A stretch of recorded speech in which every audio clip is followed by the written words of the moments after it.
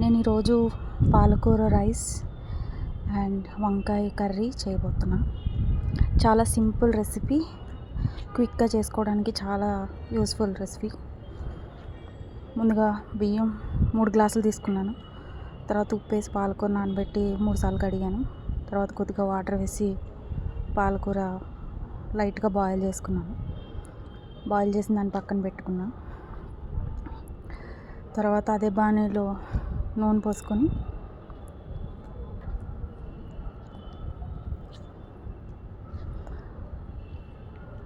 కొద్దిగా మసాలా దినుసులు అంటే 4 లవంగాలు, 3 యాలకులు, దాల్చిన చెక్క, ఇంకా జీడిపప్పు వేసుకొని ఫ్రై చేశాను. తర్వాత ఉల్లిపాయ, పచ్చిమిర్చి వేసి ఫ్రై చేసుకున్నాక తర్వాత ఈ గ్రైండ్ చేసిన పాలకూర పేస్ట్ కూడా వేసాను. తర్వాత మరో గిన్నెలో 3 గ్లాసుల రైస్కి 6 గ్లాసుల వాటర్ వేసి పక్కన పెట్టుకున్నాను వేరే స్టవ్ మీద. ఇది మధ్యలో కలుపుకుంటూ పక్కన గిన్నెలో నీళ్ళు కూడా కాగుతున్నాయి. చాలా సింపుల్ రెసిపీ అండి, లంచ్ బాక్స్లో కూడా యూజ్ అవుతుంది. తర్వాత కొద్దిగా పసుపు వేసాను. తర్వాత కొద్దిగా పెప్పర్ పౌడర్ వేసాను.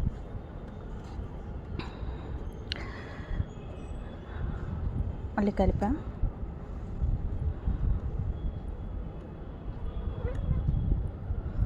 ఇప్పుడు 1 స్పూన్ కారం వేసాను. తర్వాత నానబెట్టుకున్న అదేలేండి జస్ట్ కడిగి పెట్టుకున్న రైస్ వేసా. 3 గ్లాసెస్ ఆఫ్ రైస్.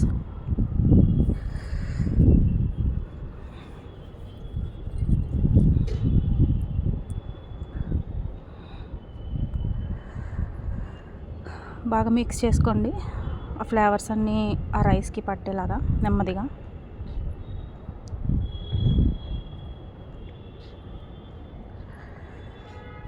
తర్వాత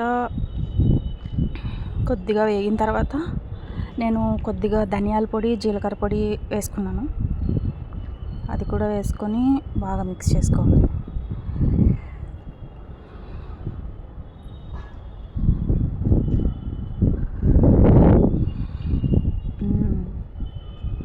ఇప్పుడు లైట్గా బియ్యం, ఆ మసాలాలు అన్నీ రోస్ట్ అవుతాయి. చిన్నపిల్లలు కూడా బాగా ఇష్టంగా తింటారండి. తర్వాత మనం కాచి పెట్టుకున్నాం కదా, వాటర్ పక్కన మరుగుతున్నాయి. ఆ వాటర్ ఇందులో వేసేసుకోవాలి.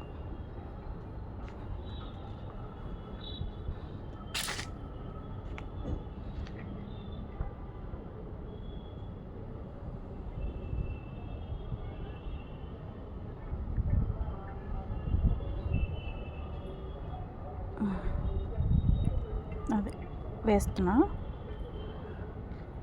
చాలా వేడిగా ఉంది గిన్నె. ఎస్.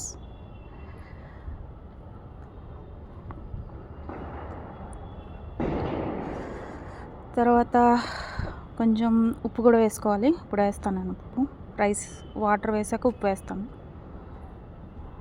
సో నేను కొద్దిగా కల్లుప్పు అంచనాగా వేస్తాను. మీరు సాల్ట్ అయితే 1.5 స్పూన్ వేసుకోవచ్చు.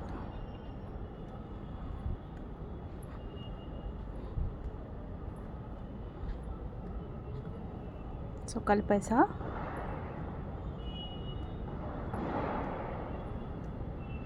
అది ఇప్పుడు వేసాను. సో మూత పెట్టేయాలి, బాయిల్ రానివ్వాలి.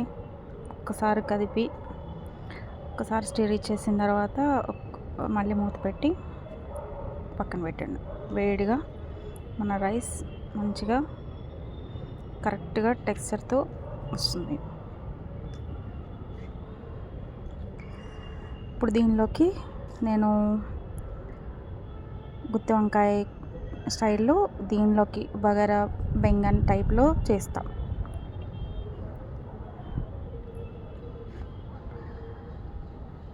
సో రైస్ అయితే వేడివేడిగా బాగుందండి.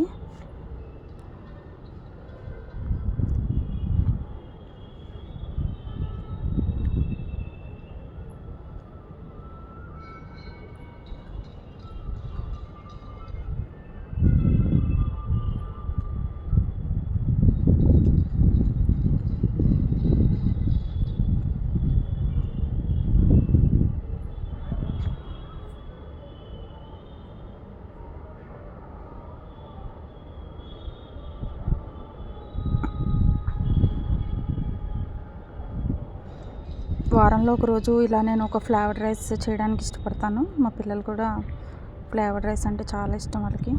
సో కాంబినేషన్ వెజ్ తిన్నప్పుడు వెజ్, నాన్ వెజ్ తిన్నప్పుడు నాన్ వెజ్ చేస్తాను. ఇది వంకాయ కూర ఎలా చేయాలో చెప్తాను. ఫస్ట్ మనం కొద్దిగా వేరుశనగ గుళ్ళు, ఇది ఆప్షనల్, మీరు వేసుకుంటే వేసుకోవచ్చు, లేకపోతే దీని ప్లేస్లో కొబ్బరి కూడా వేసుకోవచ్చు.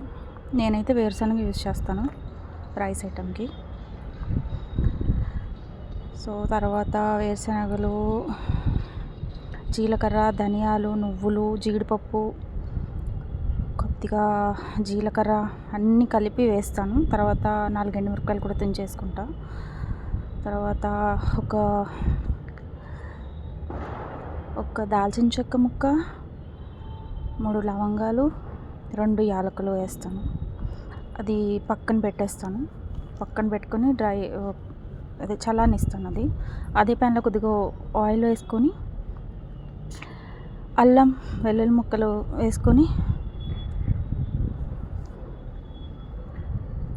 ఫ్రై చేస్తాను. తర్వాత అందులో కొద్దిగా వేగిన తర్వాత అందులో ఉల్లిపాయ ముక్కలు, ఒక 2 ఉల్లిపాయలు సన్నగా మామూలుగా జస్ట్ క్యూబ్స్ కింద కట్ చేసుకొని వేసుకోవడమే. తర్వాత 3 పచ్చిమిరపకాయలు వేసాను. తర్వాత పసుపు. సో ఇలా చేయడం వల్ల ఉల్లిపాయ వేగదు, పచ్చిగా ఉంటుంది, వంకాయ మెత్తబడిపోతుంది. అలా ఈ ఉల్లిపాయ వేగేలోపు వంకాయ మెత్తబడిపోతుంది అన్న ఇది ఉండదు మనకి. ఎందుకంటే వంకాయల్లో టైప్స్ ఉంటాయి కదా, ఇది ఆంధ్ర వంకాయలు. సో ఇవి తొందరగా ఉడికిపోతాయి. సో ఉల్లిపాయ నేను ఫస్టే ఇలా ముందుగానే వేపేస్తాను.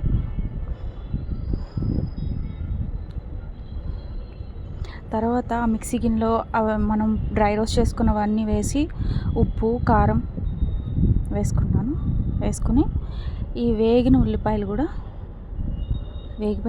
కూడా మిక్సర్ గ్రైండ్లో వేసి అన్నీ పేస్ట్గా చేసేసుకుంటాను. చూడండి, ఉల్లిపాయ జస్ట్ అలా ట్రాన్స్లేట్ అయితే చాలు. ఇప్పుడు ఉల్లిపాయలు వేసేసుకుంటాను, పచ్చిమిర్చి, ఉల్లిపాయలు అన్నీ.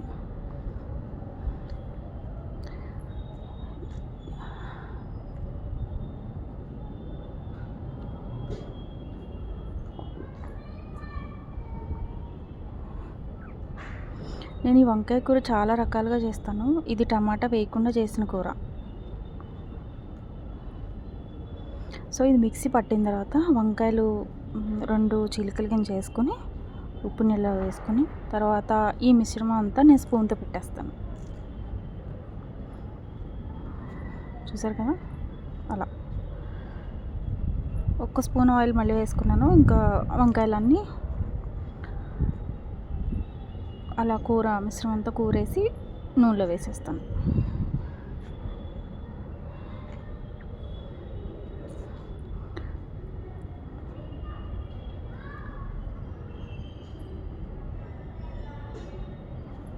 వంకాయలన్నీ సన్న సెగ మీద ఉడికించుకోవాలి.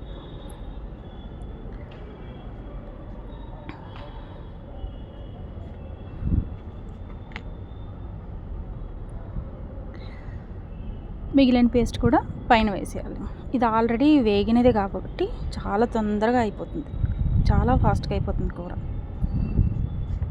అది మన హైదరాబాద్లో దొరికేవి, అలాగే ఇంకా ఆంధ్రాలో కూడా గట్టి వంకాయలు దొరుకుతాయి కదా, అవి అయితే కొంచెం ఫస్టే ఆయిల్లో జస్ట్ ఫ్రై చేసుకొని కొంచెం మెత్తబడ్డాక ఈ ప్రాసెస్ చేసుకోవచ్చు. అంతే అండి, తయారైపోయింది. ఈ రెండింటి కాంబినేషన్ చాలా బాగుంటుంది.